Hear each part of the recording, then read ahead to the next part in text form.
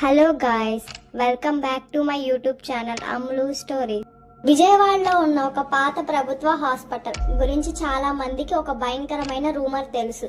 ఆ హాస్పిటల్లోను 5వ అంతస్తు రూమ్ నెంబర్ 513 అర్ధరాత్రి తర్వాత ఎవరు వెళ్ళరని చెప్తారు.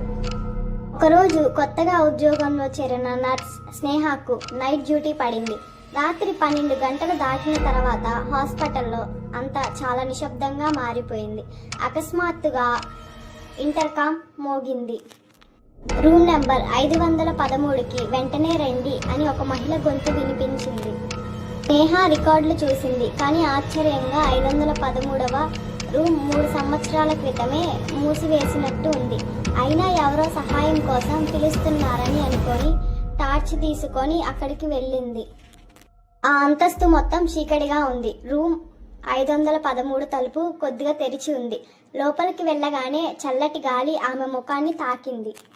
అక్కడ ఒక పాత హాస్పిటల్ బెడ్ మీద తెల్లటి దుస్తులు ధరించిన ఒక మహిళ కూర్చొని ఉంది.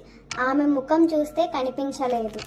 మేడం, మీకు ఏమైనా సహాయం కావాలా అని స్నేహ అడిగింది. ఆ మహిళ నెమ్మదిగా తలపైకి ఎత్తింది. ఆమె కళ్ళు పూర్తిగా నల్లగా ఉన్నాయి. భయంతో స్నేహ వెనక్కి అడుగు వేసింది. అప్పుడు ఆ మహిళ నెమ్మదిగా నవ్వుతూ, నువ్వు కూడా నన్ను వదిలేసి వెళ్తావా అని అడిగింది. అప్పుడే గదిలోని అన్ని లైట్లు ఒక్కసారిగా ఆన్ అయ్యాయి. గోడలపై రక్తపు చేతి ముద్రలు కనిపించాయి. స్నేహ పరిగెత్తి బయటకు రావడానికి ప్రయత్నించింది, కానీ తలుపు మూసుకొని పోయింది. అప్పుడే ఆమెకు గోడపై ఒక పాత ఫోటో కనిపించింది. అది ఆ మహిళదే. హాస్పిటల్ రికార్డుల ప్రకారం 3 సంవత్సరాల క్రితం ఒక రోగిని డాక్టర్లు పొరపాటున చనిపోయిందని ప్రకటించి ఈ గదిలో వదిలేశారు. ఆమె గంటల తరబడి సహాయం కోసం అరుస్తూ చివరకు మరణించింది. ఆ రోజు నుండి ప్రతి అర్ధరాత్రి ఆమె ఆత్మ ఇంటర్కామ్ ద్వారా సహాయం కోసం పిలుస్తుందని చెబుతారు.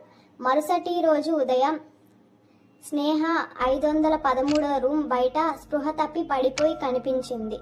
ఆమె ఉద్యోగానికి రాజీనామా చేసింది, కానీ వెళ్లే ముందు ఒక మాట చెప్పింది. అర్ధరాత్రి 12 గంటల తర్వాత ఇంటర్కామ్ మోగితే ఎప్పటికీ ఎత్తకండి. ఆ రోజు నుంచి రూమ్ 513 తలుపును శాశ్వతంగా మూసివేశారు. కానీ ఇప్పటికీ కొన్ని రాత్రుల్లో హాస్పిటల్ కారిడార్లో ఒక మహిళ గొంతు వినిపిస్తుందంట, నన్ను కాపాడండి అని. ఈ స్టోరీ మీకు నచ్చినట్లయితే లైక్ చేసి సబ్స్క్రైబ్ చేయండి. Thank you friends.